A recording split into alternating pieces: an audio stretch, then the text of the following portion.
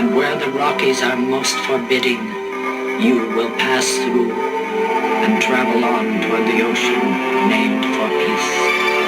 Ride Amtrak's Empire Builder from Chicago to the Pacific Northwest and feel your place in the universe. All aboard, America! All aboard, Amtrak! All aboard Amtrak. All aboard Amtrak.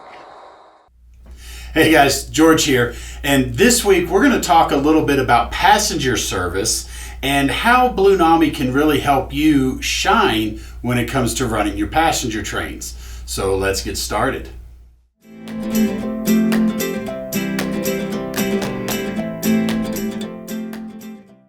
Now here in front of me, I have a couple of the Rapido F40PHs. These are the Amtrak models that they've done over a few years ago. Now these are 21 pin models that I've upgraded. I've taken out those iPhone 4 speakers and I've actually used one of our retailers, the Scale Sound System speakers that I've put in here in place of the iPhone 4 speakers that for whatever reason Rapido loves. So what I've done is I've actually put Blunami 21 pin decoders in these models so that way I can have access to it on my phone. Now, first off, we've done several videos discussing passenger service and how the Blunami, or in this case the Tsunami 2, really shine when it comes to operating and running your trains more realistically. So for example, in a diesel locomotives, we've talked about the steam generator or even the HEP pup motor. But today we're going to talk about head-end power, which uses the onboard main generator as the generator to power up the rest of the passenger train. So ignore for the moment that these are not actually Amtrak locomotive or Amtrak passenger equipment on the train. Just ignore that. Just pretend they're Amtrak cars. And we've got our passenger train lined up here and ready to go. So I've got 289 in the lead and I've got locomotive 200. Now, a couple of things I've done is I've gone in and I've played with some of the settings. I've selected the sounds. In this particular one, the horn actually broke off. I've got a replacement on the way. But it's a P5A air horn, and on this one's a K5LA. So this is where you can kind of really dial in the differences between the different locomotives. Now I've also gone in and set the equalizer, a lot of the things I've showed you guys in these videos over the past. But today what I'm going to do is I'm going to show you a quick consisting, show you how to set them up and how to run your passenger trains, in this case the F40PH, and this would also actually apply to the P42s as well. We're going to show you how to run those more realistically. So what I'm going to do is I'm going to go ahead and I'm going to get my Amtrak number 200 started. So I'm going to turn on my RPM plus, and that's going to fire up this rear locomotive first.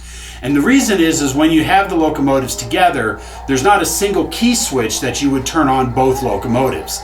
There's actually, you have to go on board each locomotive to turn them on independently. So now we'll go over here to our 289. We're going to do the same thing. We're going to turn on the RPM. We're going to get them fired up. So once they're both fired up and they're both running, and I apologize for trying to talk over these a little bit, so hopefully this sound will come through and you'll be able to hear the locomotives here. I did turn the volumes down a little bit, so my master volume is set to about 100 and my horn volume's about 125, I think it is. So you can hear that it is fairly quiet, and part of the reason is because we like to promote what's called scale sound, which means if I see the real locomotive and it's that small in my perception, how much would I hear from that distance? And it helps us from overwhelming a room full of locomotives so that way it doesn't drive us nuts because of so much just noise being generated. So anyway, I'm going to go ahead and consist these locomotives. Now you've seen me consist locomotives with Blunami before, so I'm going to go ahead and I'm going to click this and I'm going to pick consist A for Amtrak. We'll go ahead and hit consist A. Now this first locomotive that I dial in is actually I'm going to do that again. I'm going to make sure this locomotive is going in the forward direction. Now I'm going to hit consist A. Okay, now I'm going to go to my other locomotive, which is locomotive 200. we're facing, showing going in the forward direction.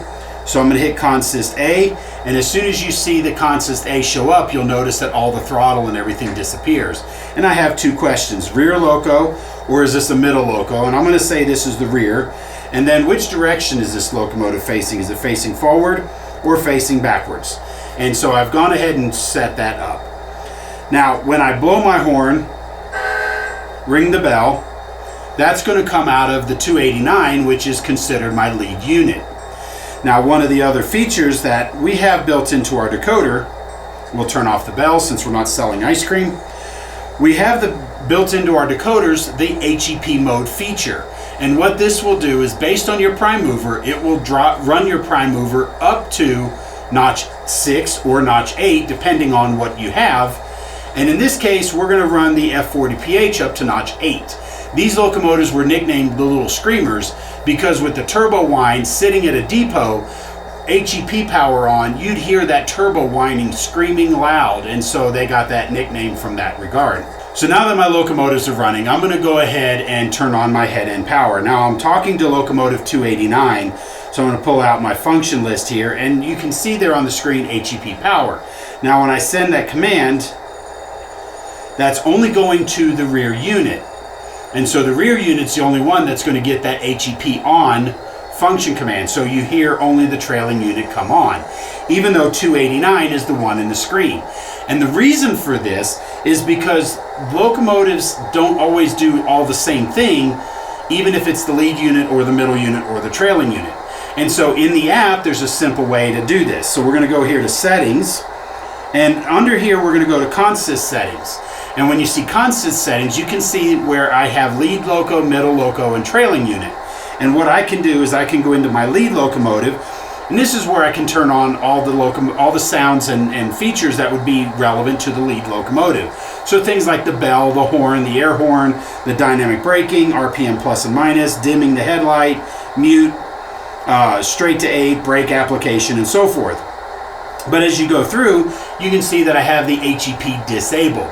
And that's because the HEP power is only going to be the trailing unit.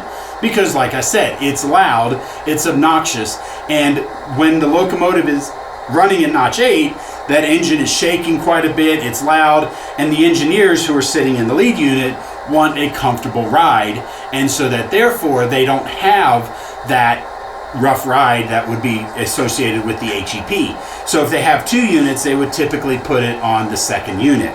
So I have HEP disabled here on my lead unit, but then when I go to my rear locomotive, which is what we selected here for this trailing unit, and I scroll through here, you can see that I have HEP mode selected, so that way you can send that command only to the trailing unit.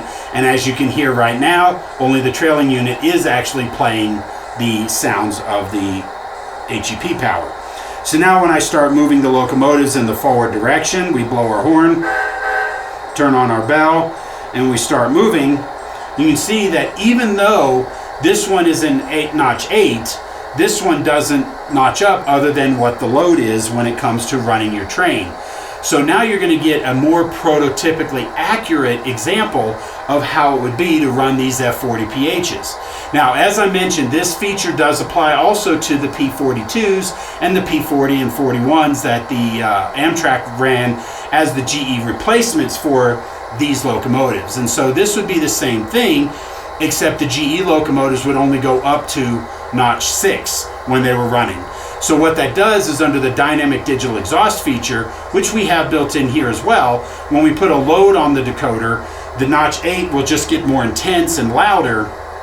But in the case of the P42s, it would actually notch up to 8 and back down to 6, but never below 6, because that was the minimum power needed for head end power. So guys, I hope this has been helpful for you. This is a little dive into some of the passenger operations that you can easily replicate when it comes to running your Blunamis. And this feature is also available in the Tsunami too. But in order to do what we're doing here, you would have to go into and set up your advanced consist, in which case this uses CVs 19 for your consist address, and then CVs 21, 22, 245, 246 to tell the decoder which functions are enabled on which unit.